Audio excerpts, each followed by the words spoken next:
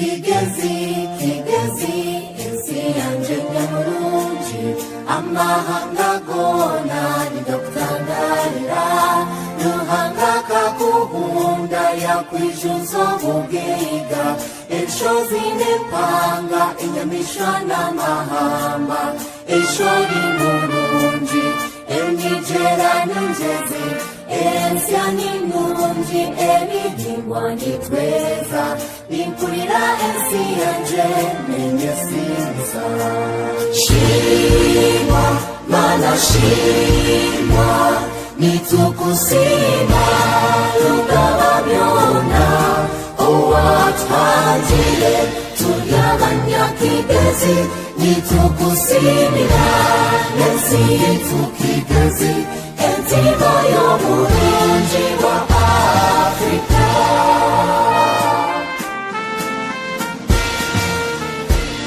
Kigezi, Kigezi, ensi ya mamanzi, tubonero munda no mundeleka, tulyabakozi kandabanyabwenje, enkunzi z'abantu nitwachira buli omwe, twinengwatanisa, netugenda ntunguka, twina obufura kandi twina mazima. Nimpurira ensi yanje menyesinza. Shimwa, mana shimwa, nitukusima lugaba byona, owatwajire tulyabanya Kigezi, nitukusimira ensi yitu Kigezi, entima y'omulungi wa Afrika.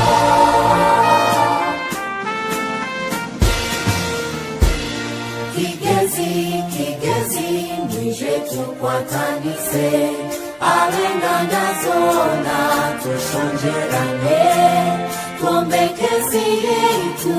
ezaha mutindo, twejese minyeto ekunde byobuhangwa, tuhabulane, enitwalize, eyobwejese n'amagara marungi, hangara Kigezi hangara. Shimwa, mana shimwa, nitukusima lugaba byona, owatwajire tulyabanya Kigezi, nitukusimira ensi yitu Kigezi, entima y'omulungi wa Afrika. Entima y'omulungi wa Afrika.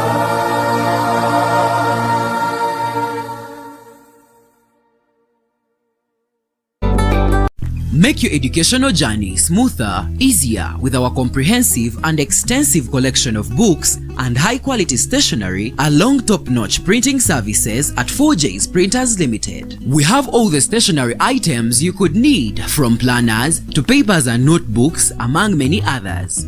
Get high-quality prints for all your personal and business needs with our printing services. Want to publish a book? We turn your manuscript into a masterpiece by handling everything from typesetting to binding. We offer book sales services with our wide range of books, including educational texts and practical workbooks, not forgetting featured textbooks used in secondary schools, vocational schools, among many other educational institutes. Our featured books include Understanding Lower Secondary Physics O-Level, Fundamentals and Concepts of Economics A-Level, Physics Practical Workbooks both O and A-Levels, Essentials of Applied Mathematics A-Level, and Understanding UCE Physics O-Level. We as well make revision books and holiday packages for all the mentioned subjects in wholesale and retail at affordable prices, also offering convenient delivery services for all your orders. Visit us today along Nasa Road at Mirembe Arcade, Level 3, Room D13, or you can contact us to learn more or place an order via 0787 97 63 37 or 0759 39 81 09, or email us via josephsemu@ymail.com. Thank you.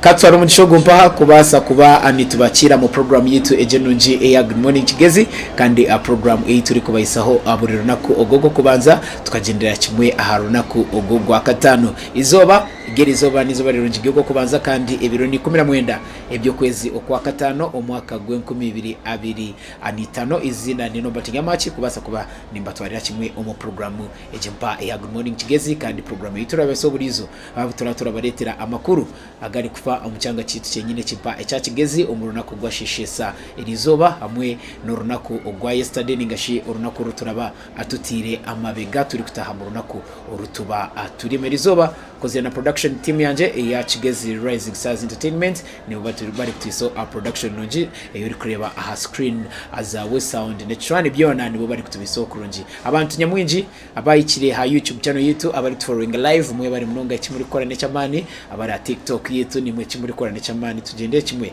kubasa kuba nitubasima mwe bari munonga kubasa kuba ani mureba a Kigezi television genda kimwe mu comment section tutena mu feedback yawe hari stories turaba twine ningashize turaturi kugamba mu yeji program kugira tubase kuba anitumanya a feedback yawe ningashi entekateka yawe hari stories zimpaha etari mwene haningashiwe echo ri kuha ningashi echo ri contributing against stories turi kuisaho nabwe aniki buri muntu wena wayikire aha mirimo yeye kureba kuko yabasa kuba nakazana ni mwengendere kimwe kubasa kuba nimbasima mwe bari kubasa kuba ani muronda akasente ningashi kurondigana kureba nko kujya basa kuba anirirenga abanywanyi banje abaravuga za boda abari a taxi abanywanyi banje abari mu butari mwe na bumwe abayice mu Misiri betari mwe nabandi abari mu office gabo kubasa kuba nabo barebe ngo kurya basa kuba nirirenga mwe bari munonga kubasa kuba ani mureba a Kigezi television Good Morning a Kigezi program koko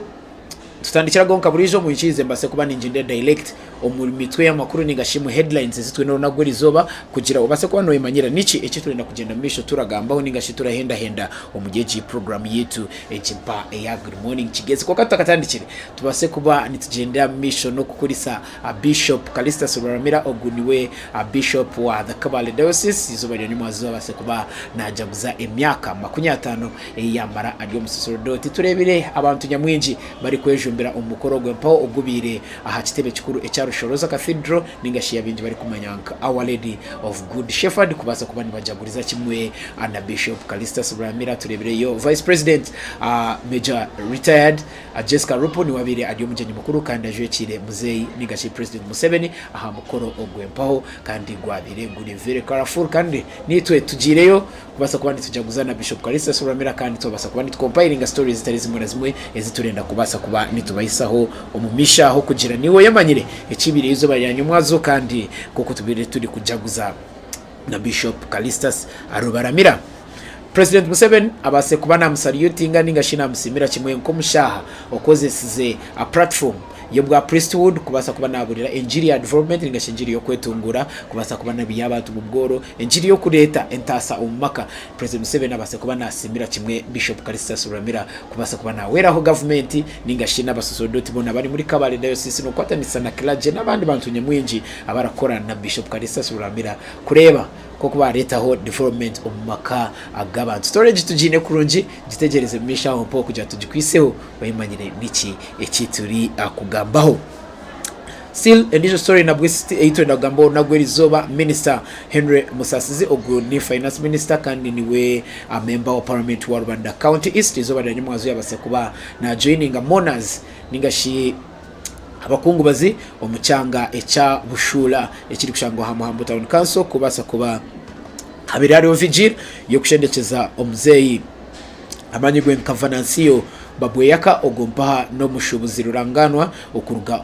Rubanda district kandi abera rashuburira muri za Kampala Fort Portal n'ahandi hantu nyamwinji kandi akabasa kuba nayekorera izina obuyabire arashubuza embaho omuri Rubanda district kandi arashara embaho ningashiya ryo musaramara okwempaho. Minister Musasizi yayegisire habiba monas nyamwinji umugyecho cyanga ababiri bino vigil kandi bode yo mugenzo ogompa nibwe ebiriri kuruga Kampala kujya basa kuba nibagireta okuzikira kimwe omuzei ningasho mugurusogo mpa Vanansiyo Babweyaka kandi Mario erenda kubaho orunako ogwerizo bastorage nayo twaje compiling mu mishaho mpa twenda kujikwisaho in detail kujya basa kuba no yimanyira niki ecyarugireyo izoba eliya nyumwazo.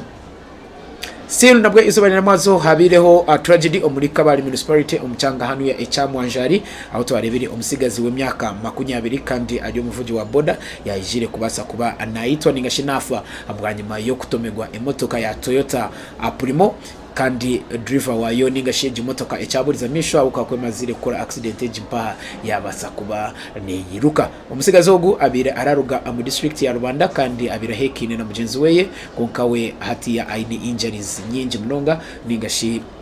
obuhuta hamagarageye kandi storage nayo tujine gitegereze nayo tujikuyiseho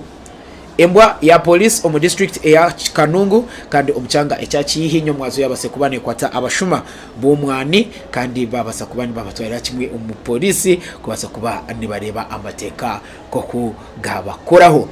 Kabale Municipality Member of Parliament Honorable Dr. Nicholas Kamara yabase kubana giftinga abantu bakabale municipality na munonga na Kabale yona kutwariza hamwe konka major abakabale municipality yabagiftingire nekirabo kisasa echa ambulance yabase kubana donating kubasa kubane yambo abantu bakabali municipality omukutambuza abagwire ahamagwari rugatariga mwe nagamwe kandi ambulance ejipa yabahire eri very well equipped kandi Dr. Nicholas Kamara agizire ngweji neyo kuyambaho abantu beye abaracicira omushenjero rikuru elia Uganda. Tourism Ministry izoba lya nyamwazo habiri haro International Museum Day kandi National Celebrations za Uganda zibire ziri hosted muri Kabale district aho turebire enkuyanje y'abantu bari kwerondanira umugishaha echa Kabale Municipal Stadium kureba ko babasa kubani bajaguza orunako orupaha kandi turebire Tourism Ministry kandi City Minister wa Tourism ni wabera ariyo mjenyi mukuru hamukoro gopa babasa kuba natumurikiraho ngo hatiya nka Tourism Ministry borecherire ekintu cyo kutandika kwa hiringa educated local tour guides ningashiba tour guides ababurijo abari mu byanga bitari bumura bamwe kuri yakoko babasa kubani bayambaho abantu okulambura emyanya etadimwe nemwe badizire ngo hati barenda babakugure ningashiba base kubani babashohoza bari abantu bashongokire ningashiba ramanya niki ekitire kiratekinga okuba tour guide storage tujine nayo ditegeze mishaho kujya tujikwiseho oyemanyire niki ekituri okugambaho.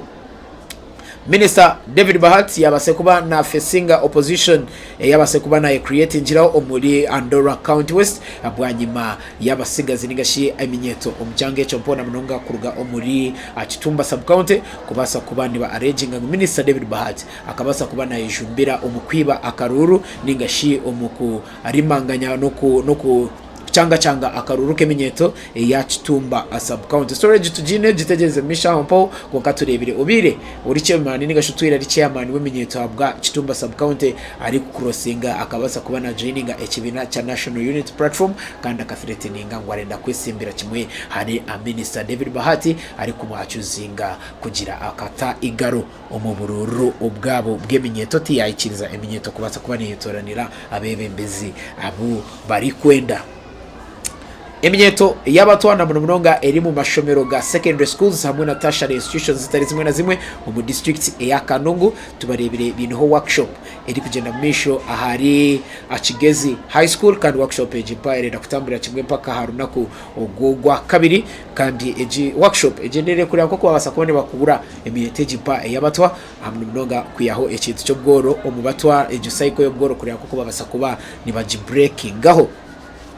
storage tujine gitegeze misha ompona yo tujikwiseho omugwijire kugira base kwano emanyira niki ekituri okugambaho. Honorable Dr. Nicholas Kamara abase kuba nashabira kimwe government ya Uganda kureba koko yagendera kimwe omisho no kuyambaho community based organizations rigasheza binje bari kumaka CBOs kureba koko zabasa kuba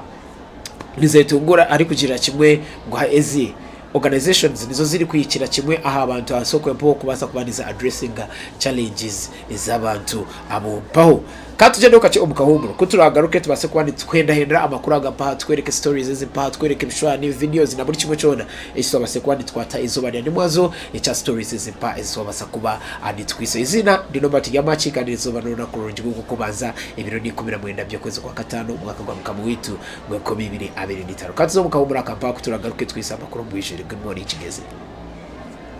Make your educational journey smoother, easier with our comprehensive and extensive collection of books and high-quality stationery along top-notch printing services at 4J's Printers Limited. We have all the stationery items you could need, from planners to papers and notebooks, among many others. Get high-quality prints for all your personal and business needs with our printing services. Want to publish a book? We turn your manuscript into a masterpiece by handling everything from typesetting to binding. We offer book sales services with our wide range of books, including educational texts and practical workbooks, not forgetting featured textbooks used in secondary schools, vocational schools, among many other educational institutes. Our featured books include Understanding Lower Secondary Physics O-Level, Fundamentals and Concepts of Economics A-Level, Physics Practical Workbooks both O and A-Levels, Essentials of Applied Mathematics A-Level, and Understanding UCE Physics O-Level. We as well make revision books and holiday packages for all the mentioned subjects in wholesale and retail at affordable prices, also offering convenient delivery services for all your orders. Visit us today along Nasa Road at Mirembe Arcade, Level 3, Room D13, or you can contact us to learn more or place an order via 0787 97 63 37 or 0759 39 81 09, or email us via josephsemu@ymail.com. Thank you. Good morning Kigezi, kanje ndere kimwe no kubasa kubanimba kurisa omurango bwempo bwa bakama bitu kandi abantu abacaye kumire hari Kigezi television mwe bari munonga ekimuri korane cyamani kandi turabasimira kimwe no kugenda kimwe misho okureba Kigezi television. Katse ndere kimwe omu details za stories ezitune ona kugwerizoba kujobase kuba noyemanyira niki ekitwa turi kugambo omu headlines kandi izo twenda kutera turabangura kugira atwine stories nyingi kandi kugira tubase kuba nitukumira kimwe anobwire izoba erianyo mwazo kokutwa kumurikiro omu headlines zitu. A bishop wa Kabale Diocese, the Right Reverend Callistus Rubaramira abase kuba najaguza emyaka 50 eyamara adyo musosorodoti nigache Priesthood a golden a jubilee kandi oturebire enkuyanje y'abantu bari kwegita ali Bishop Callistus Rubaramira kureba kuko babasa kuba ni bajaguza nawe orunaku orumpa ogomutano. Turebire a bishop ningashi Archbishop Lambert abeinomugisha kandi ogompa ni Archbishop wa Mbarara Archdiocese niwe abire a presiding Jehova omukoro ogompa go kujaguza emyaka 50 Bishop Callistus Rubaramira yabasa kubana mara in a service ali priest kandi the Vice President of Uganda Major retired Jessica Arupo ni wabira officiate ja mukoro gumpaha ajwekire President wihanga arikuru erimpa ya Uganda His Excellency Yoweri Kaguta Museveni kandi abirashendekerezibwe ba minister abinji batari bamwe na bamwe turebereyo Major Jim Wezkatugugu twaribeyo Minister Honorable Henry Musasizi nabandi nyamwinji abegitira mukoro gumpaha kureba ko kwabasa kwani bajaguza na Bishop Callistus Rubaramira nabantu nyamwinji aspiring MPs ndebiro munywanyi wanje Blues baraba twaribeyo Honorable Ifrini Chikafunda twaribeyo Ndugu Eliab na twinda mporera twaribeyo Elvis twenda abantu nyamwinji ko stories twenda kubasa kwandi jibereka ba attendingire omukoro gumpaha. President Yoweri Kaguta Museveni omu speech yeye ebase kuba nehebwa Vice President Jessica Arupo abase kuba nasimira kimwe Bishop Callistus Rubaramira kureba koko ari kuyambo government ningasho kwatira kimwe hari government okutungura amakaga abantu na munonga hakintu echo kubinga obgoro omumaka kandi nabandi bagambi ka Minister Musasizi babase kuba ni bakurisa Bishop Callistus Rubaramira kureba yabasa kuba namara emyaka 50 ari kukorera amukama ningashi ari kwa abantu mugisha ari kwegesa abantu kigambo cya mukama hamwe no kureba kuko babasa kuba animetungura. Bishop Callistus Rubaramira we kwabire ari kugambaho ningashi mu speech yeye abase kuba nashaba abaziri kubaza kuba ni bagumiza mune batwara abana babo mu churches gabo gatari gamwe na gamwe babegise ibintu bya mukama babase kuba ni babegisa nenjesho kandi hamwe n'ikintu chokore samani ari kuja discipline and hard work wabo abigitire kimwe urabasa kuba nohika ahoraba orenda katurebe storage mpa yarugire izoba na nywazo Bishop Callistus Rubaramira abire ari kujaguza emyaka 50 eyamara in service ari a priest kandi na munonga hanu ya omuri Kabale Diocese. Good morning Kigezi. The Kabale Diocese celebrated a landmark occasion as Bishop Callistus Rubaramira marked 50 years of priestly service, a journey defined by unwavering faith, exemplary leadership, and transformative impact on the spiritual and socio-economic life of the Kigezi region. The Golden Jubilee celebrations were held at Our Lady of Good Shepherd Cathedral in Rushoroza of Kabale Municipality, drawing thousands of faithful and a host of dignitaries. Among them was Vice President Major Retired Jessica Alupo, who represented President Yoweri Kaguta Museveni at the occasion. Delivering the President's message, Vice President Alupo praised Bishop Rubaramira for his steadfast leadership in the Catholic Church in Kigezi and his close collaboration with the government in key development areas. It takes virtue, faith, a high level of discipline, and good administrative skills to lead God's people this far.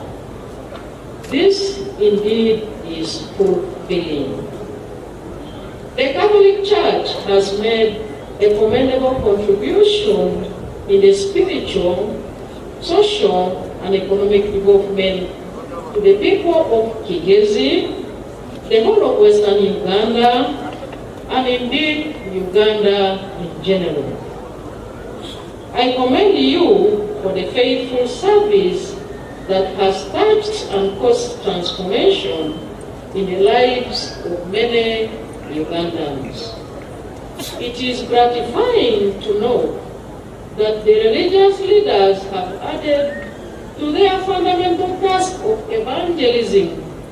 the role of peace building and socio-economic transformation. He noted that under Bishop Rubaramira's stewardship, Kabale Diocese has actively supported government initiatives to improve access to social services, significantly contributing to community development. While government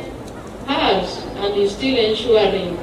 the provision and the improvement of access to basic social services,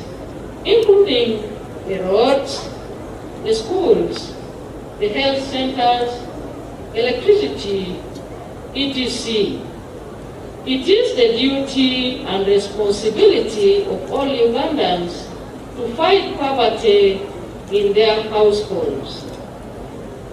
The strategic goal of government is to modernize and cause metamorphosis of Uganda into an urban middle-income status, skilled working class, and eventually into a knowledge-based economy. Archbishop Lambert Bainomujsha of the Mbarara Archdiocese presided over the Jubilee Mass, describing Bishop Rubaramira's ministry as a divinely guided vocation and a beacon of spiritual strength. Offer our heartfelt congratulations on reaching this significant milestone.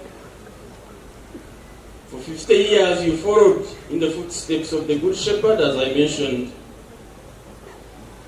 leading the people of God. Nimwabanyarusoroza mchuboreka mnurimwe na wasipuga mu mwana abo sacerdoti abo mu episcopi. Bishop Callistus, you will be a saint. I hope you will be a saint. In his remarks, Bishop Rubaramira expressed deep gratitude to President Museveni for supporting his ministry and for sending the Vice President to represent him. He also thanked thousands who attended the celebration and urged continued prayers for his spiritual journey. He encouraged parents to raise their children with Christian values, emphasizing the importance of moral guidance in nurturing responsible future generations. To overcome the poverty that we are talking about, to embrace even in the commercial agriculture programs that fight poverty, there has to be discipline and hard work. Without discipline and hard work, you can do what you want, but you will not achieve. And families are zaire. Tuwashame mwegesa abana okukora munonga obugoro tukiyeho oli kukonji kwino bugoro tine cyari kubasa kwekorera utine jesho n'emitwalize nabwe nikirema abazire nibo bari gutera. State Minister for Finance in charge of general duties, Honorable Henry Musasizi, applauded the Vice President for consistently honoring diocesan events, having attended multiple times. He also congratulated Bishop Rubaramira on his remarkable milestone. to congratulate Bishop Callistus Rubaramira upon the 50 years of priesthood, out of which 22 as the Bishop of Kabale Diocese. Congratulations, my Lord Bishop. I also want to take this opportunity in a special way to welcome Her Excellency the Vice President and thank her for always being with us at Kabale Diocese. The Vice President has been here for 3 times in 3 years. Your Excellency, we don't take that for granted. Thank you so much. I want to thank Bishop Callistus for the work he has been able to do for this diocese over the years. The event was graced by several senior government officials and members of parliament, reflecting the national significance of Bishop Rubaramira's legacy. Among the dignitaries present were National Security Minister, Major General Retired Jim Kigezi, State Minister for Trade, David Bahati, and Minister Musasizi, among others. Born on February 8, 1950, in Rubira village of Kabale district, Bishop Rubaramira began his path to priesthood at St. Francis Chanamila Primary School. He pursued religious education at St. Paul's Seminary Mutorere and Chitabi Seminary, later earning degrees in philosophy and theology from Katigondo and Gaba National Seminaries. He also holds an MBA from the University of Portland in USA. Ordained on May 18, 1975, he served under the Kabale Diocese in various capacities, including Apostolic Vicar, Chancellor, Treasurer, and Financial Administrator. On March 18, 2003, Pope John Paul II appointed him Bishop of Kabale Diocese, and he was officially installed on June 8 that same year. Over the decades, Bishop Rubaramira has stood as a pillar of moral guidance and development advocacy, championing both spiritual growth and tangible improvements in community welfare. The Golden Jubilee not only honored his lifetime of dedicated ministry, but also reinforced the enduring partnership between the Church, the government, and citizens in shaping a more prosperous and ethically grounded society. Compiled by King Solomon Tunamasko and Samuel Ahomuza for Kigezi Television. Good morning Kigezi, ambase kuba ani mukurikayo umusore John Paul kandi ibyo nibibiriho izuba rya nyamazo ubutubire aturi kujaguza emyaka 50 eyi a Right Reverend Bishop Callistus Rubaramira yabasa kuba anamara umubuhereza kandi akoriremu ebintu ebyo kutangaza byinji amunonga kugenda kimwe omunijo story 8 winona gwerizuba at the State Minister of Finance in charge of general duties kandi ogumpaha niwe member wa Parliament wa Rubanda Account East Honorable Henry Ariganyira Musasizi izuba rya nyamwazo umumwaza hompaho abase kuba na joininga enkuyanje y'abantu omuri Bushura Ward eya Hamhambo Town Council kubasa kubana paying tributes zeye to the late Mzee Babweyaka Avanancio kandi wabase kuba anatwaga aizoba ebyebiro 16 kandi okwezo kupa kwenyine omwaka gwe 2025 Mzee Babweyaka akabasa kuba anafera ari Murago Hospital kandi aho abire amazire abwire ari kubatorenga n'ekigwire ekyekokoro narishi akanza. Minister Musasizi ajoyinengire abantu abampaha kubasa kuba nibareba ko kuba holdinga a vigil ninga shivigire ibatiro izuba rya nyamazo mu evening aho paho kandi no mubiri ogumugenzi obugube guri kubija ninga shibare kuguri kurugira kimwe Kampala kubasa kuba nibamuteshera kimwe omakageye ali Hamhambo Town Council kandi izuba rya nyakazoba nibwe barenda kugendera kimwe omumisho ano kumushendekeza. Omugurusi Babweyaka akabasa kuba nazagwa October 2020 omwaka gwa 1989 kandi akazarirwa mu gihe cyanga cyonyine ecyabushura omuri gwa Kayundo Asel ejimpairi kushangwa Hamhambo Town Council muri Rubanda District kandi abire aryo muntu wabantu binje baramanya nka tycoon ningasho muntu aina kasente keye ningashi business tycoon akukora ebintu nyamwiji iryo bushuburo hanuya omwihangiri mpaha ryenyine edya Uganda. Minister Musasizi ari kugamba habaho na monas izoba iriya munyomwazo mu mwaza hampaho abase kuba na recounting a personal connection yeye no muguruso gumpaha kandi abire emotional abugira abire aramanya munonga omugurusi Babweyaka kandi amumanyire ubwire aburingwa. Minister Musasizi azire ngo omuguruso gumpa akisha kubasa kuba namumanya muri za chendo kwempo are 90s kandi aho omugurusi yabire arakwatanisa kimwe na muzeyi wa minister nigashidadi wa minister kureba nkoko babasa kuba ani babija embaho kandi aho bagende kimwe no misho kukwatanisa bakakoraho na company ya timber processing okumpa muri Rwanda district. Minister Musasizi nabwe sira rugambo ayijukire omugenzi ko mushaha abire aryo mukozi wa mani ningashi a very hardworking man kandi atari Uganda awugira akaba aracera munonga mukasheshe ngo boko babaga baraza mu misa zo mukasheshe za shahemwe omuguruso gumpaha oshangiwe aribwe ari kuza okukora abase kuba namusimira kimwe habwo kwatanisa na community yeye anamunonga okombeka Ekelezia eyagwa kayondo Catholic Church iri kushangwa umujyogo mwanya gwenyine kandi umuguruso gompani yabase kubana gitandikaho ngo minister atumurikireho nubwo abantu babire baratwerera konka amandi geji Kelezia okujombeka kujia hansi mpaka kushakara gabire gagi agumugurusi Mzee Babweyaka. Abantu nyamwinji base kubani ba joining a vigil izoba eriyanyu mwazo uturebereyo member parliament w'abachara wa Rwanda district honorable Prosa Kampura begumisa mbabazi twarebayo honorable Moses Kamuntu ogune member wa parliament wa Rwanda county west n'abandi bantu nyamwinji kureba nkoko babasa kubani bahonaringa omugurusi ogomba umutabani umwe ari kugambaho abase kubana atumurikiraho ngo muzeyi akatandika kushasha umwaka gwe2017 kandi aho bamutware India kubasa kuba ani bamukoraho kandi atwiraraza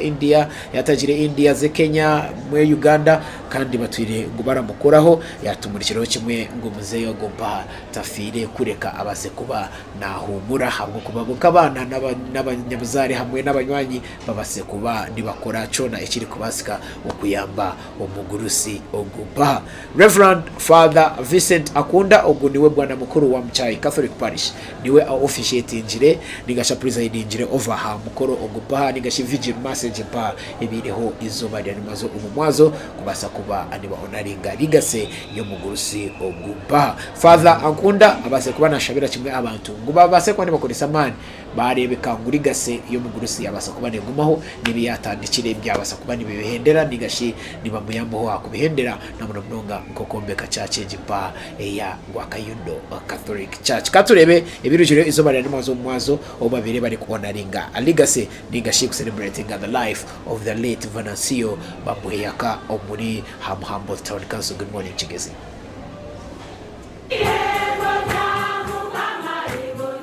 The State Minister of Finance, Honorable Henry Musasizi, today evening joined mourners in Bushura, Hamhambo Town Council in Rwanda District to pay tribute to the late Mzee Babweyaka, who passed away on May 16, 2025 at Mulago Hospital after a long time battling with cancer. Born on October 20th, 1949 in Bushura, now Rakayundo Cell, Babweyaka was widely recognized as a business tycoon, a selfless community leader, and a philanthropist whose legacy spans decades of dedicated service and generosity. Minister Musasizi, while addressing mourners, emotionally recounted his personal connection to the late Babweyaka, whom he first met in the 1980s through his father. He says that the two men, Babweyaka and his father, co-founded a timber processing company, and Musasizi recalled the late tycoon as a hardworking man who used to wake up very early, something most of us copied and pasted into our own lives. Mzee Babweyaka nyowe kamanya chanyeta omyaka ya chenda in the early 90s nipe nareba Babweyaka atizo wito kukerere kureba tata obengena mreba tushaje bana batumno. Then hanyuma yaho in the mid-90s, around 96, akatandika company na tata, amena shiwo raza rero kushara imbaho barakozesa somiro abo twahirongera abo twatura mbona burizo iyi burizo Mzee Babweyaka akaba ari umuntu urakundana n'abantu bona buri muntu wenda ndagira ngo mujye cyane hariho umuntu uragira ngo abirayineshonga nawe kandi yajya umuntu uramanya umwana kugira mikabo kandi aramanya n'ubuzare. Musasizi praised Babweyaka for his unwavering support to the church and community, noting his significant role in the advocating for the government's takeover of Rakayundo Primary School. Throughout his life, Mzee Babweyaka offered support to the countless individuals by providing food, transport and land for farming. Primary School ni wali ambire kuzamu government obubi Nwaje kureba Minister Mateche yatwara ishobora rya Bakarindo Primary School mu government. Ekindi nechi abantu nena muremanyira okuyamba abantu babo Bakayundo okugera ekereziya mpango y'amani ahira yarika abandi tibire turatwera ukache Ongomri muhango okuya hasi kwikakushakara gatama bati nebindi ongomri ngwena ndiro bwakagara gukora ko. He was instrumental in local development projects including road improvements and church construction, most notably Rakayundo Catholic Church. His son Muchunguzi Guide Babweyaka revealed the family's extensive efforts to seek medical treatment for their father. Mzee akatanga kushasha 12 18 yaza India bachelera mekanika yakata mu Uganda yashora garuka India bamwemerazi yatera mu kace ija yashora za Kenya yakani endonderi bakanika kandi Mzee indajira yafa nagambe nateka tiaro nasho Mzee ya umu ya domu totaleganda na mwenu nkaba kona lero Musasizi ngajya baramumanya bajya abana bato uko Mzee Babweyaka yarakora hamwe n'abandi bona abasa kwa testimony uko Mzee Babweyaka yabyo mukozi. So naruga yuko tajiri y'umunonga Babweyaka niwo beleta muri self made umuntu kole ngwakaruga kunu bushura sole akabanza kuika Kabale akazaza Uganda akapakaza akazaza Fort Portal akapakaza kandi akagaruka Kampala kandi akaba omuntu umwe habantu abine property mpango muri Kampala. The late Babweyaka is survived by his wife Melania Chababa and 10 children, 3 boys and 7 girls, all married and active in various professional fields. Rwanda woman MP Honorable Prosia Kampulira Mbabazi as the children to follow in their father's footsteps. Abagadi yabura mwasigazo mulimo muhango kureba Mzee ngakabura muhese chikinisa kagira kagega guma mu bantu nangwa yaro umuntu webigambo bice konke bigambo bice bya Mzee ramanye mutwara gambe bigambo bice konke bigambo byara byerekera muri rukunde bindi yaragambe bigambo bice konka muri rukundo niwe bigambo byebinzi byabirashoborera. Reverend Father Vincent Onkunda, speaking during the vigil, described Babweyaka as a loving and humble man devoted to the people of Hamuhambo. He encouraged the community to continue the work Babweyaka began, especially the completion of the church project he was passionate about. This project Kigezi asa project ye uko yatugabire kwa kabiri yafata kimazire kungamwe na banywanyi beye ni banyamuntu no kwataze twe na hamwe we keep the legacy going atafa ebiye bikafera aho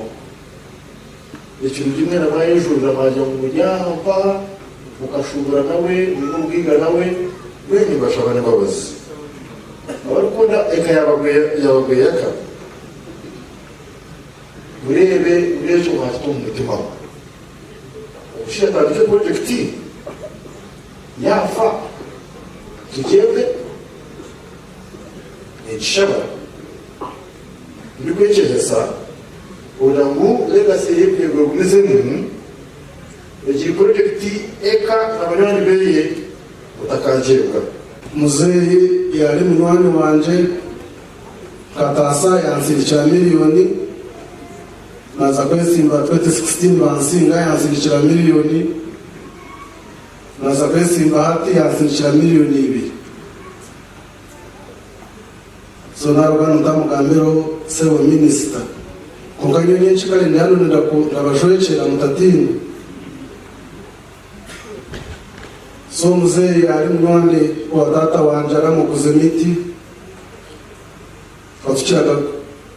ndikuza musiniya sinia wanu Maria Goleti niwe yaje twakira mu kana ka pick up nyona muto wanje Sande Emmanuel. Mzee Babweyaka will be laid to rest tomorrow in Bushura, Rwanda district. The community mourns the loss of a remarkable man whose legacy of love, devotion and generosity will continue to inspire generations. Story by Mara Mishimwe and Nobandia Machi for Kigezi Television.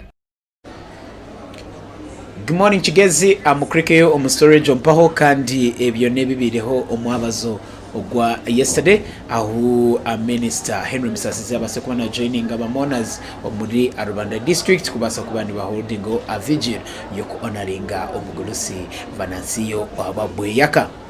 Going straight to another story, to know now God is over the weekend. Tukareba a Dr. Nicholas Thaddeus Kamara oguniwe a member wa parliament wa Kabale municipality ari kushabira kimwe government ya Uganda kureba kuko ya empowering a community based organizations narishi a CBOs kura nazo zabasa kubanize zetungura nizenyweza kandi za improving na hamagara aga citizens abutwine hanuya omuri Uganda. Dr. Nicholas Kamara akabigamba obyabire ajoyininjire enkuyanje y'abantu kandi ari bari kureba koko babasa kuba anibajaguza emyaka 15 eyetutongore echa the Shepherd Center ekiri kushangwa hano muri Kabale district kureba koko babasa kuba anibajaguza emyaka ejepa 15 ibamara in service. Umukoro gumpa gukaba ahari Kijuguta a primary school egineshangwa omuri Kijuguta ward omuri Northern Division ya Kabale municipality. Honorable Dr. Nicholas Kamara akabasa kwa na emphasize nja kimwengu government ine kureba kuko yatandika kuteka kasente ine kureba kuko yabasa kubana leta grants subsidies amwe n'ibindi bintu nyamwinji kusupportinga ezi community based organizations na CBOs ari kugira kimwe ezi CBOs nizo zirayikira kimwe aha muntu owahansi o government etari kubasa kuba anekaho kandi ari kuzisimira kimwe CBOs ezimpa niziyambo ha providing a training ku providing a technical assistance ku enhancing skills ku training management capacity amwe n'ibindi bintu nyamwinji aha abantu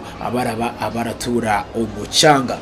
Honorable Dr. Nicholas Kamara akabasa kubana bwe na agenda kimwe na recognizing kandi na acknowledging contributions ezi CBOs na community based organizations zibase kuba adizireta umwihanga erempa dienyine edia Uganda. Umunyamakuru witu akaba ariyo kandi akabasa kubana compiling information kureba kuko babasa kuba ni bajaguzani gashiko kubaja gweze urunaku ogwempa ogwenyine. Omwami ari kumanya ka Patrick atushabomwe oguniwe director wa the Shepherd Center na wakabasa kubana outlining challenges nyamwinji ezi bari kuraba mu ka community based organizations amunonga keyeye erakurengana na ba street kids abatari basa nabandi bantu anyamwinji akasaitinga ekintu na munonga ngo ekira kubateganisa nekintu cha insufficient financial resources ari kujangweji niyo major hindrance ya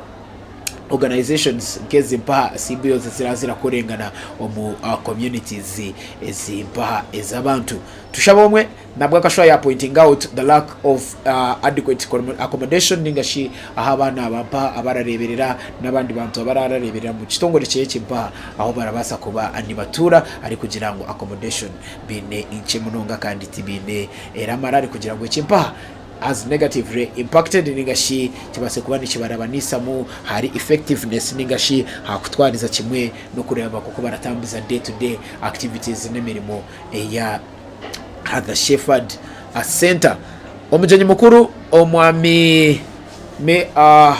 Kwame Rugunda oguni wecha person wa Savannah Group of Companies hakabasa kubana shabira kimwe abaziri prioritizing ningashi kwemembeza ekintu cha well-being ningashi obubahoje ubwabana babo ari kugira ngo abazire bine ku offeringa love bine ku offeringa care bine ku offeringa guidance in all aspects of life kugira abana babasa kubandi bekunda kandi bakura no kurunji munonga ndagira producer with stereo storage pa tubase kwandi tugireba tumanye niki echabireyo obu the Shepherd Center yabire iri kujaguza emyaka 15 yamara mu bahereza. Good morning Kigezi.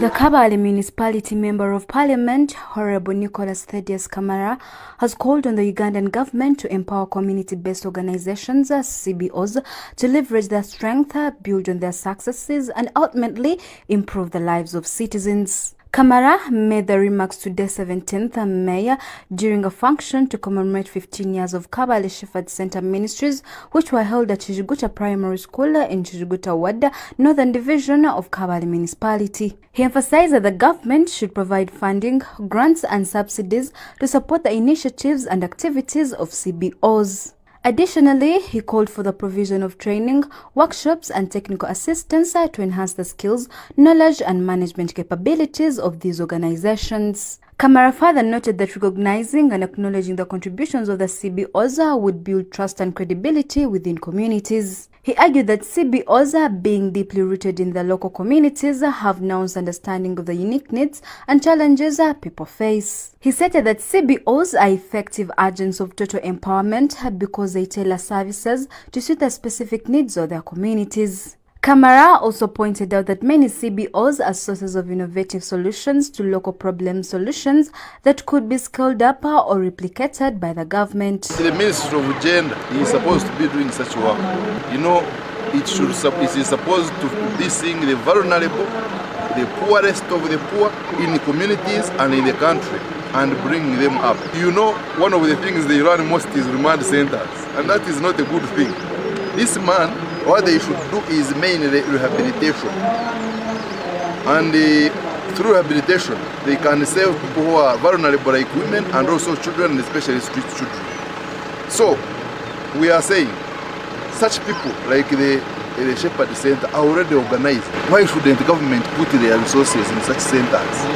Because they are already starting anywhere. There is an organization, there is management, there is a board. This is a very good area to start. Meanwhile, Patrick Tushabomwe, the director of Kabale Shepherd Center, outlined several challenges facing the organization. He cited insufficient financial resources as a major hindrance to the organization's ability to effectively support its beneficiaries. Tushabomwe also pointed out the lack of adequate accommodation for beneficiaries, which negatively impacts their well-being and the overall effectiveness of the center. He added that the organization is increasingly overwhelmed by the growing number of needy individuals seeking assistance, often referred by police and probation officers, making it difficult to respond to all requests for support. Chokubanza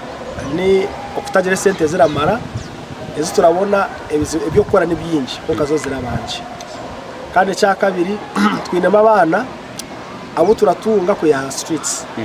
twaza gukora family tracing kurondo wabo tuharonde habure arabagambira ngo muze cincizi niyo witu mwayikayo murondo burari buburi ati muzo kuniyo witu buburi so abana bakwata abacari baso abana bagireho kare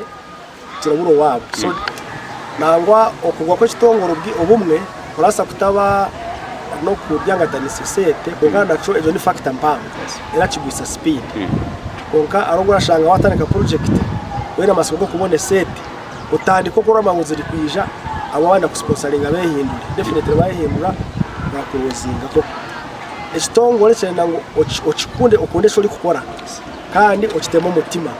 niwo temeza was sacrificing. The chairperson of Savannah Group of Companies, Mr. Kwame Rugunda, as the parents prioritize the well-being of their children by offering them love, care and guidance in all aspects of life. Rugunda emphasized the crucial role that parental support plays in the growth and development of children. He noted that in today's fast-changing world, children face many challenges and the role of parents in offering emotional support and setting positive example is more important than ever. Rugunda added that as parents, we must always be present in the lives of our children and not just physically but emotionally. Giving a sense of love, sense of security, sense of confidence to like them forever. Foundation. Guratekwa kwa turagira amasoko kugira ngo no musinje gugumire. Sure foundation. Omusinje gugumire. We will not be here one day. Obundi tujya tutari hano izuba rimwe. But if we build on a sure foundation, whoever is here will come back to celebrate Shepherd Center for its 30-year celebration,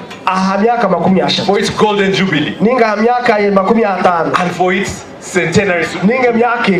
This is possible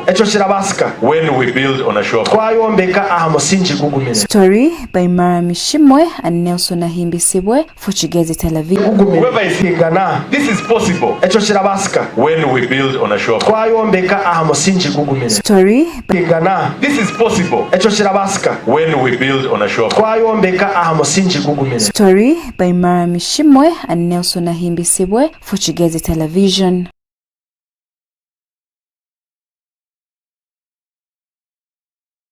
Ebyo ne byabire over the weekend obu ekitongole echa the Shepherd Center ekiri kushango muri Kabale district cyabire ekiri kujaguza emyaka 15 ba abantu abo mu gihe cyangana munonga ba street kids habwa umutima gwe murungi okuwaye hireyo kuriya ngo kwabasa kubanowe kwatiraho abantu bale a district koko nanako murikireho kuya weekend jumpa yone ratandika Kabale etwire ho singere events zitari zimwe na zimwe kandi zona ziri omukujaguza ekiro echa international museum day kandi national celebrations eziri omuri Kabale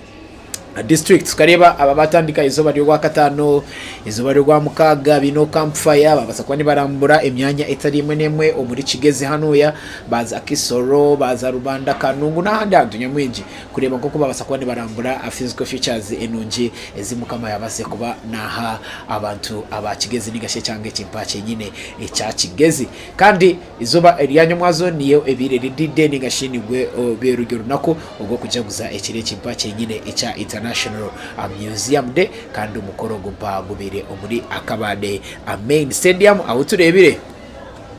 abantu nyamwinji bari kwejumbira umukoro gumpa kandi state minister wa tourism ari kugenda kimwe no officiatinga aha mukoro ogumpa nigwe agomwe kandi mu mwaza aho mpaho aho basimwire endongo bakabasa kubandi batira endongo mpaka obwire abusheshire kandi headline artist obire abebembere turebereyo ayo mwami afike afamaika kandi abirashindekizibwe abandi beshongozi nyamwenji ku rugahano ya buri Kigezi ndebere mu myanya wanje Sinazi Moses ari kutera ekintu munonga omuri Kabale main stadium aha mukorogwe mpaho turebire state minister wa tourism ari kugenda kimwe no kubasa kwana murikiraho abantu nkoko behireyo hatiya monka ministry ya tourism okurecruitinga tour guides na munonga these local tour guides kandi kuba recruitinga bakabasa kuba nibabejesa aha kintu echa tour guiding nigashikura koko abasa kuba nibatandika okurambuza abantu nigashabajenya buturatwine mu hangeri page ya Uganda professionally omwamogo pa nabwe still abase kuba anatumurikiraho ngu abantu nyamwinji babiri behireyo kuri ako babasa kuba ni attending omukoro gumpa deputy speaker wa parliament Thomas Tayebwa ni wabirage okwija president Yoweri Kaguta Museveni wabyo yuko fishitinga yo kumukoro konka omwami Martin Amagara state minister wa tourism yahendera ariwe officiatingire aha mukoro gumpa kandi bona abajekire kurungi kandi nabwe still aha mukoro gumpa omwami Amagara base kuba na emphasizing importance ya museums hamwe na tourism sites ezitwine hano ya muri Uganda ari kugira nk'abantu na munonga abarabaroga mu gihe cyo cyanga barebe ko babasa kuba andi bagendera mu misho okutungura ebyanga byabo kandi bakabasa kuba andi bayambaho ahaku preserving culture na munonga keji myanya ya museums eraba erimu ebintu ebyabantu baraba bakoze size ningashi ebibantu bakozire abarakora ndagira katurebe bimwe habirugire izoba Eliane mwazo kujani ubase kwano imanyira niki ekituri kugambaho ubabire bari kujaguza ekiro echa International Museum Day kandi a national celebrations zibiri hano ya Omuri district ya Kabale rikushango muri Kigezi. Good morning Kigezi.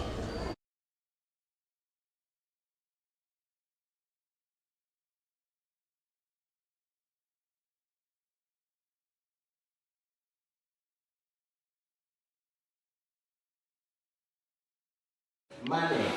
Remember, we're still testing. Museum. Momanunji Museum.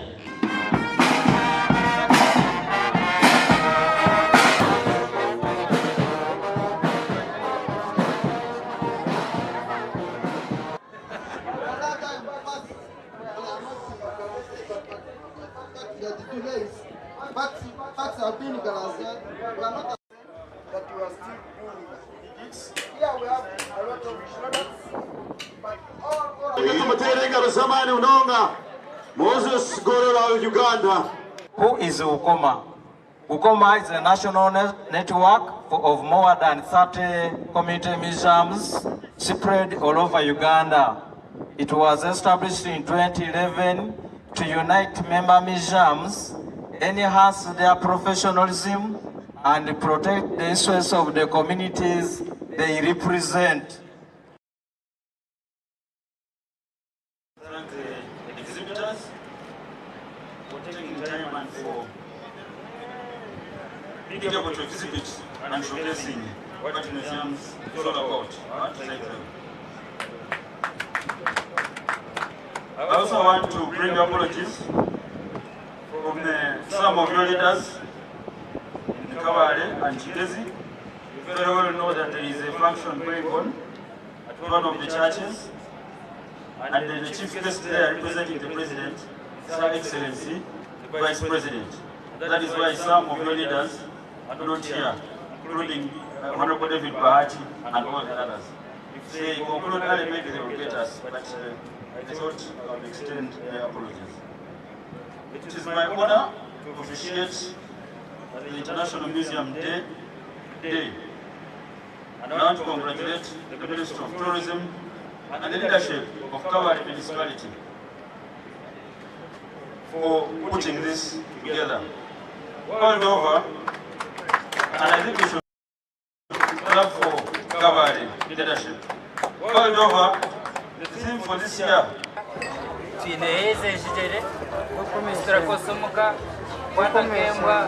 Kabale Secondary School, congratulations.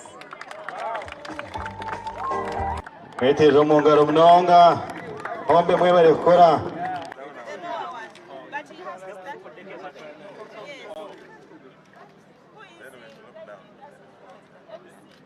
Yeah, we are going to count 3, 2, 1.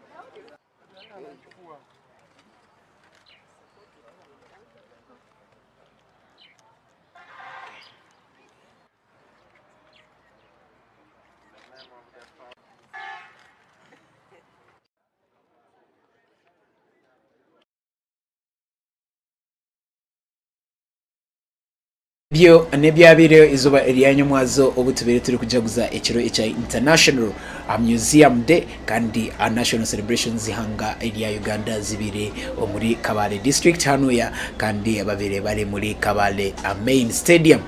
mwebare kandi mubase kuba ani mukurikayo umurunako gwempaho ugo kujaguza ekireke mpache nyine echa International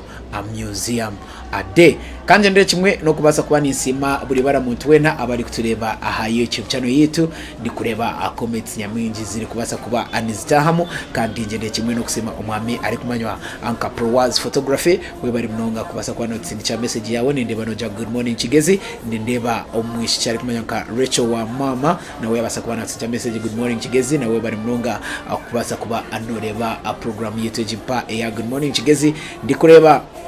Munywanyi wanje Samu Twijuche na we nagira thanks for the great work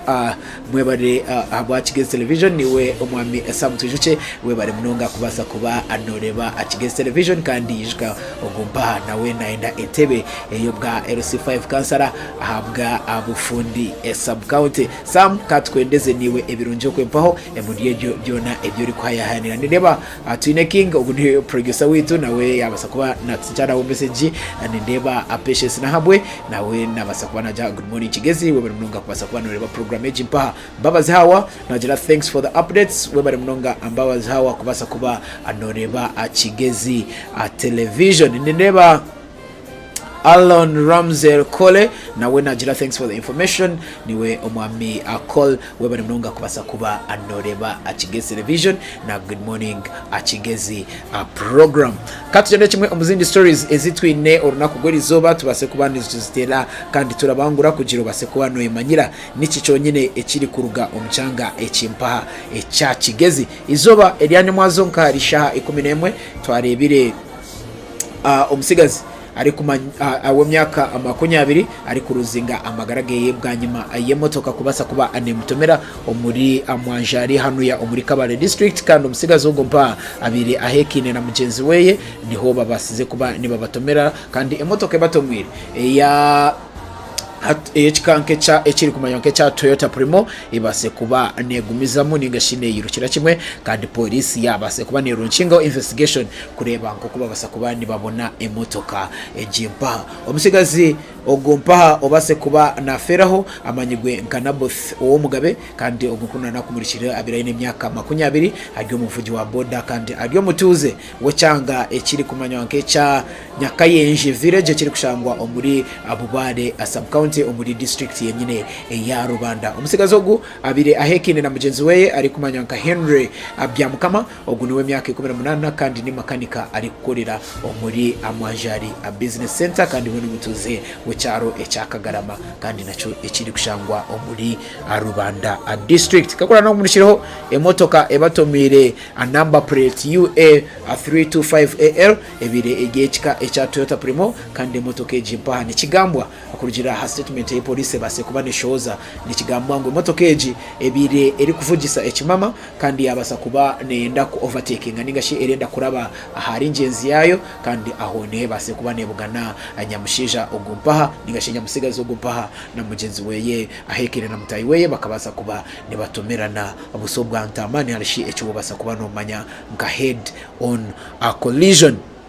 emotoka eji yaburize amisho kandi a police yaroncinjo investigation tureba ASP Ermate ari kugenda kimwe no kubasa kuba nagamba ngu omuntu oramanya we about zeje motoka ningasharamanya kama weje motoka abase kuba nayikira police kandi abahe information eriyo kugira ababasa kuba nibabateka omu ibiragiro kugira base kuba nabyo nibigendera kimwe no gukora ogwabyo still indisho story 8 embwa ya police omu district yenyine eya Kanungu omuchanga ekiri kumanyonke cha Kihihi ebase kuba nekwata abashuma abomwani kandi abampa hati bahikibwe aha polisi kandi kubasa kuba anibasharigwa emishango yabo bwanyima yo muchanga echo mpaho abature kubasa kuba aniberarikirira munonga kandi bari kwerekera kimwe okwerarikira ahanyima yemyani yabo abantu kuguma abaragiba storage pa ni wabo oragenda kubasa kuba no jerebera kandi yeshomere niki ekibase kuba nikirugo gendera kimwe ahali www.kigezitv.com ningashogendera kimwe ha YouTube channel yitu ubase kuba no yerebera story eljimpaha yenyine kuko kuna nakumurikireho apolisi ebase kubane kwatabashija abampaha bari kwika nangasha abashuma abampaha bari kwika bashatu eco busasi ndi kureba mu harimo ano mukazi kandi nabandi bashija ababiri kandi ababona babiri bari abataka becaro ecankunda ekiri kushangwa omuri aciyiyi aba babire bagambigo kutura abariba omwani omucyange cy'impaha kandi babiri bataka kwatsi gwendagira izuba iryanyo mwazo amukama yabasekuba nabiyaho engaro kandi apolisi eri kuyambaho nembwa ya polisi babasa kuba ni babakwata akuruji kandi hatiya babatwara omumbuga z'amateka. Aprogesa ndi kureba ari kunjira tubase kwa ntugendo kace omukahumuro kuturagaruke tubase kuba nitwiso story ezindi ezitwene hano ya hari Kigezi revision konka tutakajire mu dyaka kahumuro ndashaba progresa base kwa naturondere bime habishwan ebya ambulance isa eyi Dr. Nicholas Kamara abase kuba na donate njira abantu ningashi agifutinjire abantu aba Kabale municipality abari kwebembera omuri omwishenjero rikuru nyine erimpa ya Uganda. Honorable Dr. Nicholas Kamara izoba eriyogwa katano tukabasa kuba nitureba ari Dr. Nicholas Kamara veiringa ambulance kandi yabase kuba anayirekera kimwe ngo ahire abantu abakabali municipality kandi zo mukahumura kampa kuturagaruke tubase kuba nitwayiso agani makuru obubwijire. Good morning Kigezi. Make your educational journey smoother, easier with our comprehensive and extensive collection of books and high-quality stationery along top-notch printing services at 4J's Printers Limited. We have all the stationery items you could need, from planners to papers and notebooks, among many others. Get high-quality prints for all your personal and business needs with our printing services. Want to publish a book? We turn your manuscript into a masterpiece by handling everything from typesetting to binding. We offer book sales services with our wide range of books, including educational texts and practical workbooks, not forgetting featured textbooks used in secondary schools, vocational schools, among many other educational institutes. Our featured books include Understanding Lower Secondary Physics O-Level, Fundamentals and Concepts of Economics A-Level. Physics practical workbooks include Understanding Lower Secondary Physics O-Level, Fundamentals and Concepts of Economics A-Level, Physics practical workbooks both O and A-Levels, Essentials of Applied Mathematics A-Level, and Understanding UCE Physics O-Level. We as well make revision books and holiday packages for all the mentioned subjects in wholesale and retail at affordable prices, also offering convenient delivery services for all your orders. Visit us today along Nasa Road at Mirembe Arcade, Level 3, Room D13, or you can contact us to learn more or place an order via schools, among many other educational institutes. Our featured books include Understanding Lower Secondary Physics O-Level, Fundamentals and Concepts of Economics A-Level, Physics practical work with O and A-Levels, Essentials of Applied Mathematics A-Level, and Understanding UCE Physics O-Level. We as well make revision books and holiday packages for all the mentioned subjects in wholesale and retail at affordable prices, also offering convenient delivery services for all your orders. Visit us today along Nasa Road at Mirembe Arcade, Level 3, Room D13, or you can contact us to learn more or place an order via 0787 97 63 37 or 0759 39 81 09, or email us via josephsemu@ymail.com. Thank you. Good morning Kigezi mubase kuba ani mukurikayo omurango bwempo bwabakama bitu kandi ubuto abasa akuba ani tubayisaho abona ba 4J's printers mwe bari munonga akureba Kigezi television. Good morning Kigezi program aho turi kubayisaho amakuru gatari gamwe na gamwe agaraba gabire omucanga cyenyine cyempa echa Kigezi koko twatwabagambiro turi kuza omukahomuro kampa twatwarugamu tukareba izoba eryo gatano Honorable Dr. Thaddeus Nicholas Kamara ugu ni member wa parliament wechanga echa Kabale municipality akabasa kuba na unveiling new baby nigashi ambulance sasa eyabase kuba na gifting abantu aba Kabale municipality kugira ebase kuba ne bayambaho aha mirimo nigashi aha kutambuza no ku improving ebyamagara hano ya omuri Kabale municipality. Honorable Dr. Nicholas Kamara ambulance jimpaha yechika echa Toyota Hisense mwendo ya number plate UA akabasa kuba na unveiling ari kugere cya kimwe abantu bakabare municipality ngo abase kuba ni bacira ikirabo ningashi gift sasa yabasize kuba na bahisa amza abagwire no kubirusiza umagwariro haharo emergencies hariho abantu baritaga buyambi kubatwara umagwariro gatari gamwe na gamwe na giftinga abantu aba Kabale municipality ambulance ejimpaha yose atere ebishani kugira mu base ebya Nicholas Kamara abase kuba na donate injira abantu ba Kabale municipality ari kugira ngo nangwa shiwe manifesto yakajimara kare ebyabiraraganisize kubasa kubana ha abantu ba Kabale municipality akabimara kare hatiya bari kujya ahari za bonus kandi ambulance niyo emwe habibandize ubasa kuba nabaha anga bonus kugira yabasa kuba na yambaho abantu aba Kabale municipality. Katende chimwe omudijo story nabwe nikureba obwire butari munywanyi witu kandi producer ko kwari kungambira ngo time yabasa kuba eri kutungubira akatambari abatwa okurugira chimwe omuri district ya Kanungu okurabira omukitongore echabatwa a development program ningashi abi ADP bakabasa babase kuba ni bateko workshop yebiro omukaga yatandikire izoba eryogwa mukaga kandi renda kugendera kimwe izoba eryogwa kashatu weekend mpa yenyine ukosha izoba erya anyenchakare abatu abampaha na munonga berundine ningashi babase kuba ni mobilizinga abana ababatwa abari mu mashomero ga secondary amwe na tertiary institutions babase kuba ni taba omujeji workshop kandi bari kugendera kimwe no kureba koko babasa kubani ba improving ikintu cha mindset change kandi babasa kubani biyamu ikintu cyo kugira ngo abantu kare koko babe barateka tekera abatwangu n'abantu barase amanda barashega n'abantu batina koko bari batina baratura eji mindset barenda babase kubani bajiyaho kandi abatwa hatiya n'abantu abamagirwe nk'abantu nabo baraza mu class bakabasa kubani bashoma kandi bakatumurikiraho ngo bineza degrees hatiya bineza masters bineza diplomas certificates za levels zitari zimwe na zimwe kandi hati omutwa araza mu ishomero nego ndijo muntu arabasa ko arazamu kandi teachero segregation kandi hati barenda at least in the next coming 10 years babase kuba ekinte kipacha segregation no kushanga abatwa barabatekeza kabantu barasi bamanda barashega kibase kuba anikirugiraho akimwe katuri storage mpa kugira ngo base kone magira niki ecarukireyo ahali Kigezi high school primary Kigezi high school aho babase kuba ni batekaho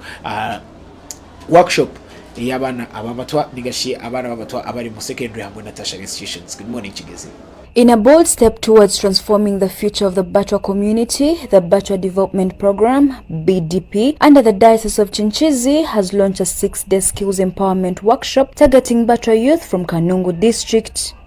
The workshop, hosted at Kigezi High School on Rubaramira Hill in Kabale municipality, seeks to address long-standing socio-economic challenges and change the mindset of the historically marginalized Batwa tribe. The workshop, which runs until May 21st, brings together about 50 Batwa children aged 14 to 25 currently enrolled in secondary and tertiary institutions under the Uplift Batwa Talent Project. The initiative aims to equip participants with practical skills, mentorship and knowledge for personal and community development, ultimately promoting self-reliance and inclusion. Once forest dwellers with deep roots in traditional knowledge and natural healing, the Batwa were forcefully evicted from their ancestral lands in 1992 when the Bwindi Impenetrable Forest was gazetted as a national park. Deprived of land ownership and compensation, the Batwa were plunged into decades of poverty, dependency and discrimination, fueling vices like alcoholism, early pregnancies, domestic violence and social exclusion.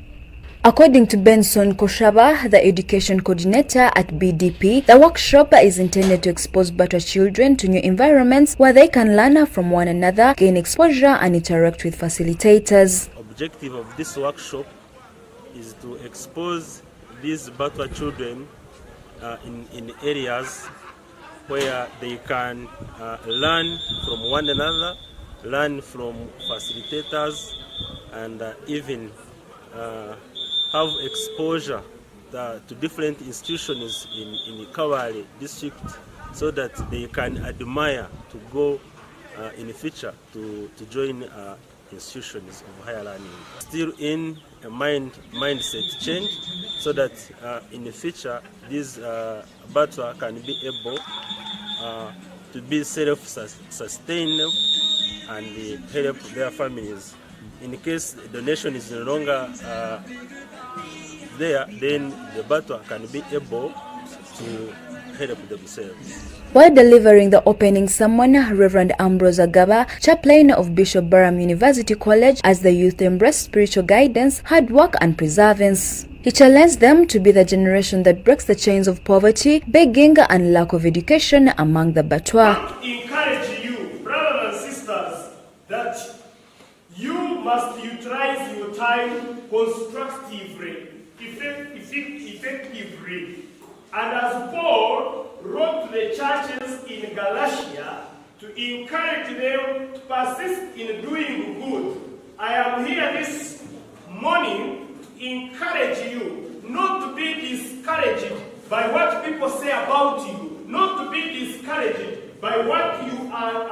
experience as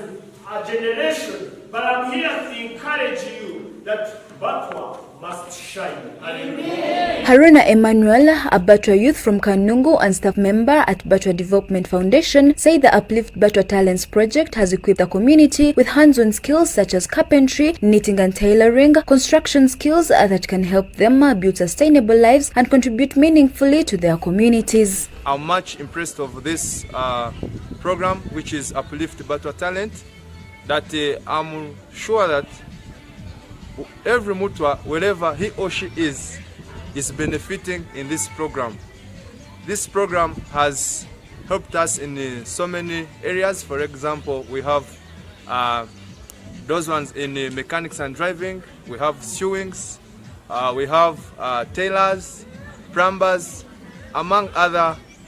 talents that we as the Batwa believe we have. And therefore, we have the example of the Batwa that have now benefited, that are now getting income through this program. Skora Tumwebaze, a representative from Bwindi Mugahinga Conservation Trust, educated the youth on sexual health, the dangers of early pregnancies and marriages, and the importance of making informed life choices.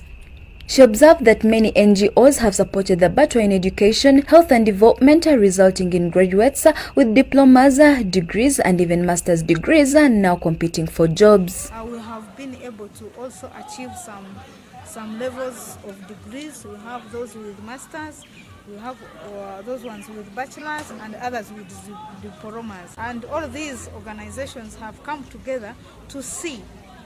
how they can move the Batwa community to a step at least where they can see a Mutwa is capable of doing something without having somebody pushing him or her. They have provided skills in different ways, not only the program that we have here today, but as a whole, different organizations have invested in us as the Batwa community. They have provided the vocational skills, tailoring, driving, building, and we can see that those who have been able to complete, they are now self-employed. Participants such as Elizabeth Tumubwine and Novice Tukamwesimida praise the initiative, saying it helps them get exposed to the world and interact with people from other tribes, especially in professional environments like the job markets. This workshop will enable us to see our background and determine our future. And it will also help us to be self-awareness. It will also bring us to develop our communities and our family backgrounds so that we can have a bright future. If they continue doing so, they will gain more skills. Then after, we shall also teach them on how to look for jobs so that they can develop their families and teach those young generations. Though the road to full inclusion remains long, programs like Uplift Batwa Talent Project are proving to be catalysts for real change, offering hope and dignity to one of Africa's most marginalized communities. Story by Miriam Ishimwe and Nelson Ahimbisibwe for dignity to one of Africa's most marginalized communities. Story by Miriam Ishimwe and Nelson Ahimbisibwe for Kigezi Television. Good morning Kigezi, mwase kuba ani mukurikayo omusore jompo kandi kugendera kimwe turatera turabangura kandi kureba eshaha ati munywanyi witu. A section of youth in Chitumba, a sub-county erikishango omurindora a county a western muri Kabale district babase kuba nibereka obutashemererwa ana minister a David Bahati kandi oguniwe area member wa parliament wechange chompo ubwanyima yo kugira ningashiyo kuba achuzinga ngwabase kuba anateka igaro omubururu obwa a sub-county na munonga obururu obweminyeto bari kugira mu minister David Bahati we anaba coordinators beye bakabasa kuba nibe kwata muninga shini bekora akakuku babasa kuba nibatorana abantu abo barenda narishi abararayinga ahasaidi yabo babasa kuba nibatsubmitting amazina ago kandi abandi babasa kuba nibaba kansoringa narishi nibabandi campaigninga omubururu na munonga obweminyeto ya Chitumba sub-county. Tukareba bamwe hamenyeto babasa kuba nibarugayo bari kwereka obutashemererwa bwabo na minister David Bahati kandi bari kugira kimwe ngu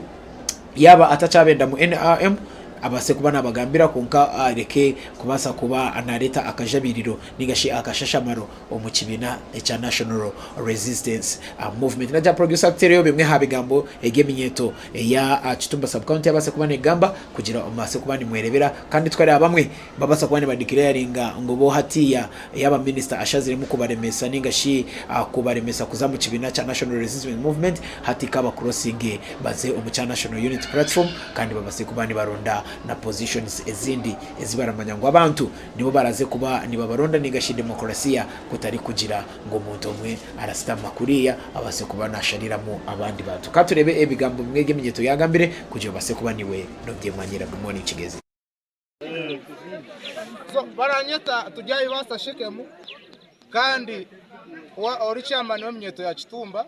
ndenda kuba manyisa kurujirira kwa ku ime ya stama akasitama na Davida mu minister ya Sharamu unyonda hajira mpolera so okwajira mpolera tinga mutera gese muhundira gumwe nerizoba so eminyeto tushemeye kujikundisa movement nyondi tujaye basa sheke munkakura na ejareka kwa primary school na irukanga ndaza Kabale secondary school nyonda kunda government kejera muri bona abashome daino taramanya akaseta kinda koresa nakanje because na ndazi koresa ndahereze minyeto uri munyoto nari nguhire mitware 5 wachireba ejo mitware 5 wati twatura sitama inajirize nyenda ndachimanya mwachireba. So from today the introducing Kabale NUP kandi kuza kwesimana minister David Bahati kanye tujyaye basa shike from today ndateka kutameza anje sete oba haba chaba muhereza David na imbe ngo basharamu mu minister ngo bantu nyoti ndamajanda hagira mpolera ezo tuzo politics oragira abantu bicirizingana n'eminyeto yawo because abana basashike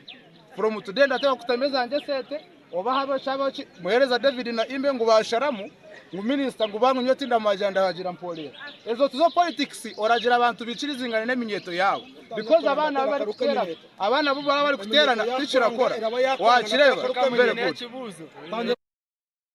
yo anibimwe aha bigambo ebyemyenyeto ya Chitumba sub-county bari ku achuzinga minister David Bahati kugira ngo akabasa kuba nateka igaro omukaruru kabo kandi abari kugira ngo abantu ningasheminyeto yabereta arasidinga ana minister bakajikikinga out technically baba campaigninga kandi babasa kuba nibabaremesa ya Chitumba asabu account omwamongo mpo utatugamba wa uri kugamba baramweta asheke mukandi habase kubana declaring ngo arenda kwijira kimwe omukibina cha National Unity Platform kuko yahuriye bigambo byeye kandi yamara kwijiramo habase kubana isimbira kimwe na minister David Bahati ari kugira ngo hati yaba tachabenda mu movement babase kuba nibabagambira bagendere shimwe omuri opposition kandi babase kuba nibayahanira intebe ezindi kandi zibaramanya ngo abantu ningashi democracy niyo eraze kutekinga center stage kandi kujya abantu batorane kutari kugira ngo muntu yaba ari katujenga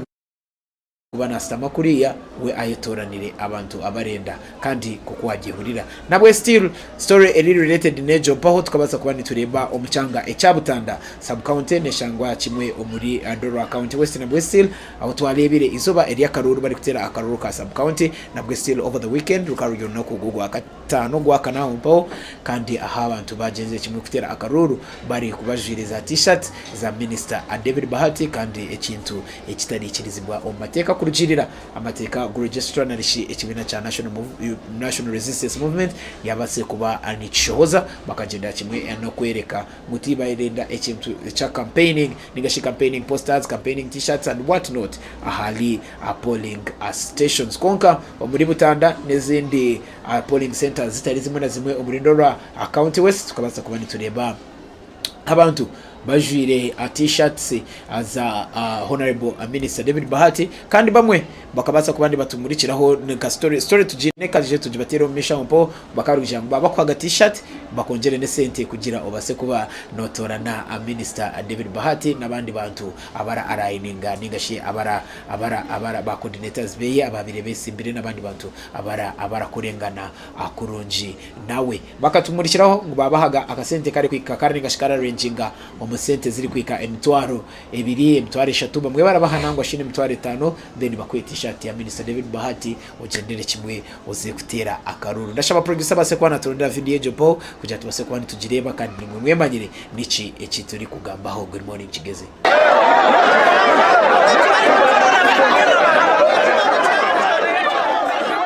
During NRM elections in Butanda sub-county today, voters were seen wearing yellow t-shirts bearing images of State Minister for Trade, Industry and Cooperatives, Honorable David Bahati, alongside President Yoweri Museveni.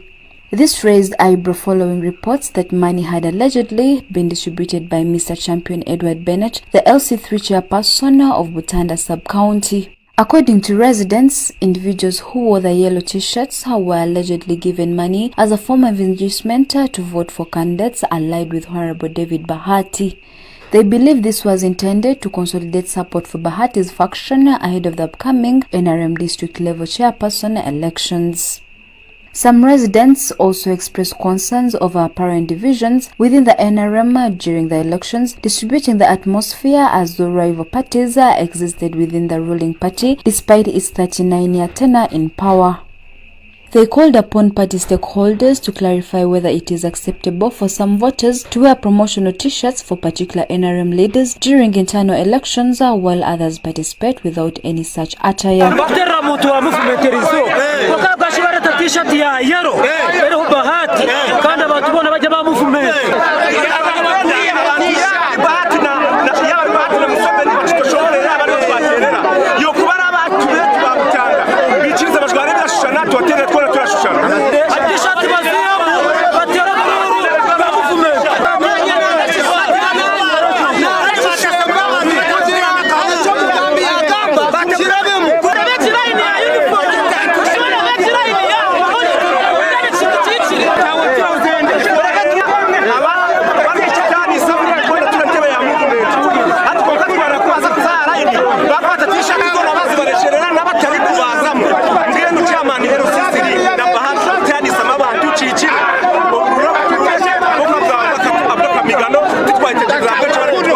David Turabomwe, a resident of Nyamirago, claimed that voters were given between Uganda shillings 20,000 and 50,000 to wear t-shirts featuring Honorable David Bahati and President Museveni, despite the fact that the election was not for either of them. He questioned the motive behind what he described as a misleading campaign tactic. Asimo Olivia, a resident of Kekubo in Butanda sub-county, Ndoro West, stated that on May 15th, 2025, she was invited to a meeting where she was told that she would receive a t-shirt and Uganda shillings 20,000.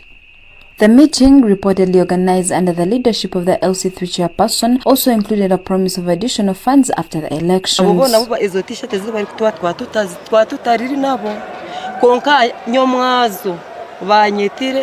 Ngubanyitire mu rukiko kumara kuyika mu rukiko ngumbweno ngwaro t-shirt ziriho nenki n'akasente urukiko narwikiriza naruzamo ize ni cyamane rusisiri champion. Olivia claimed that the money was described as transport and lunch facilitation for the following day's polling activities. Esente bagambire ngo twama ezizi batuhere yeri transport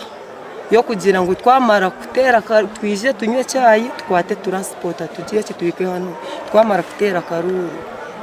She added that the funds were distributed through Honorable Bahati's coordinator in Butanda. Yaziretire yaza coordinator wetu kuyamaze kuzituho coordinator wa Honorable Minti yazituho kuyamaze yagenda ngo inahanda huye ari kugira cyo ari kutori basigara mu meeting. On the other hand, David Besije Katomato, a resident of Nyamirago in Chiamari Parish, Butanda sub-county, defended the wearing of the t-shirts. He said that as a loyal NRM member, he chose to wear a t-shirt with the image of the president and Honorable Bahati because they are his leaders and it was his personal choice. A political mobilizer for Honorable Bahati Akasasta Jasper Kadawa of Kekuo dismissed the bribery allegations. He claimed that some individuals who refused to wear the t-shirts were former FDC members or independents who still did not support the NRM fully and were trying to sow division within the party.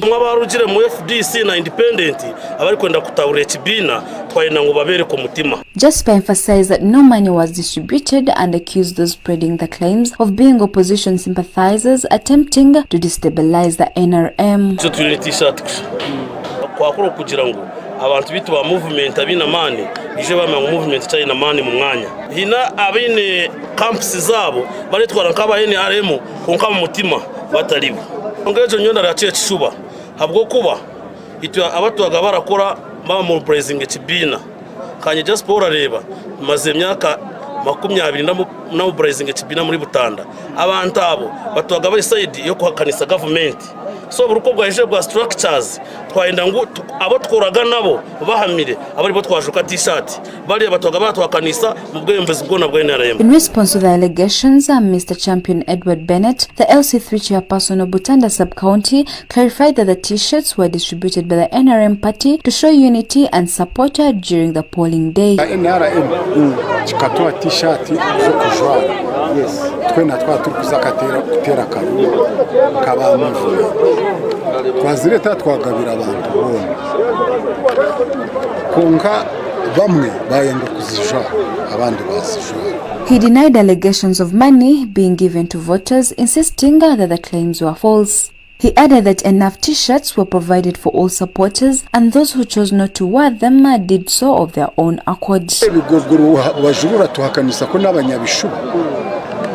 Twabahire t-shirt kugira ngo bije bazijura. Ngo kintu kikwatere nene sete tikiri mu mazi. Baheza kumanya ngo barenda kusinga. Bara dividing amabantu baje ngo hariho position hariho manyaki twena turaba movement koko nakugambira nko kuba manyira ngo turabaru abatezi bakaruru 232 bakatuha t-shirt 235 kwije twena tuza kutera karuru tujure uniform ya movement abo kwa nekibina cha movement ngisho wa FDC arijate ya movement. Story by Mara Mishimwe and Nelson Ahimbisibwe for Kigezi Television.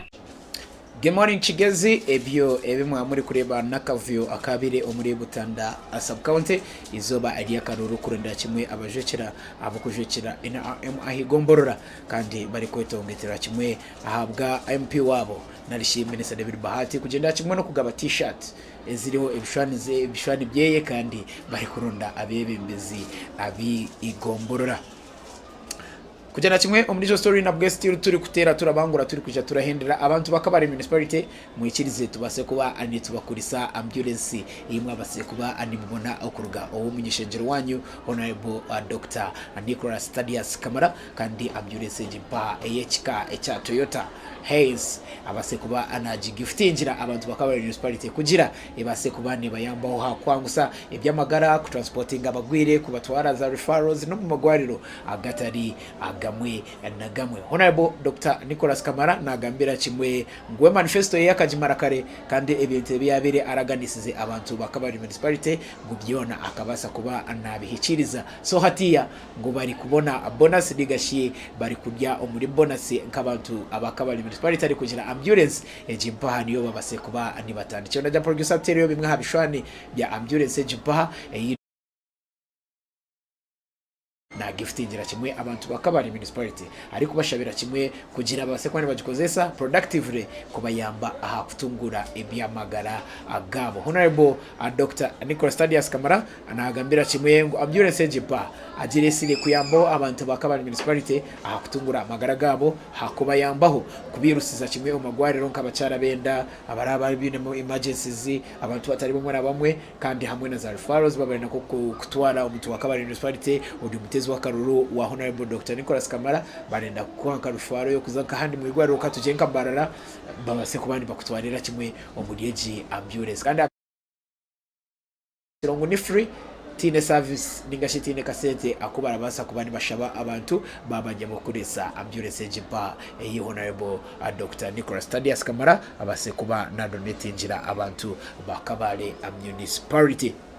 Mwenchirize tubase kuba nituendeleraho Paul nakugwera izuba konkanjende kimwe no kusima abantu abatsindika comment zanyu abatwereka ngo babale live kimwe ha YouTube channel yitu mwe bare kimwe akora anechamani munonga munywanyi wanje Prowas photography na gamba good morning Kigezi we bari munonga kureba Kigezi television Rachel wa mama na wona good morning Kigezi ni we bari munonga kugendera kimwe okureba Kigezi television ndeba munywanyi wanje Sam twijuke nagira thanks for the great work kandi good morning Kigezi munywanyi wanje Sam we bari munonga kugenda kimwe no kureba Kigezi television niwe ebitu ebyori mu turabimanya Sam twijuke gwempaho na enda entebe ya kansala LC5 okujekera abantu ababufundi sub county aha district ya Rwanda niwe bari munonga okureba Kigezi television kandi byori mu byona katwendeze obuhanguzi ebwenka.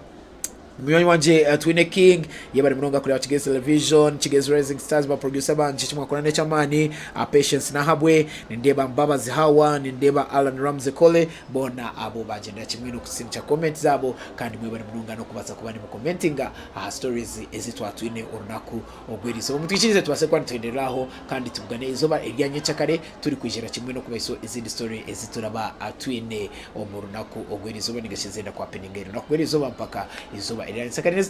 ezitabayise irizoba nazo izoba Eliane sakare turi nakoze baretera akurungaronji. Good morning Kigezi the program nasigane no baginyamachi kandi izoba gwarigiro nagogo kubanza ebiro 19 byo kwezi kwa gatano umwaka gwe 2025 kambendezo nakurunji and have a blessed day.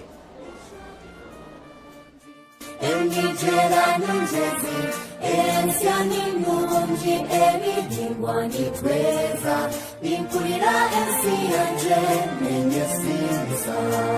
shimwa mana shimwa nitukusima lugaba byona owatangire turyabanya Kigezi nitukusimira nensi yitu Kigezi Entiba y'omulungi wa Afrika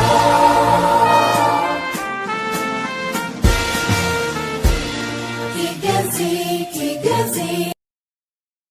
ensi y'amazi tubonera omunda n'omundereka turi abakozi kandi abanyabwenge enkunzi z'abantu nitwakira buri omwe twine nkwatanisa twine ntunguka twine obufura kandi twine amazima ninkurira ensi yanje nejesinza shimwa mana shimwa nitukusima lugaba byona owatwajire turyabanya Kigezi nitukusimira nensi yitu Kigezi entiba y'omu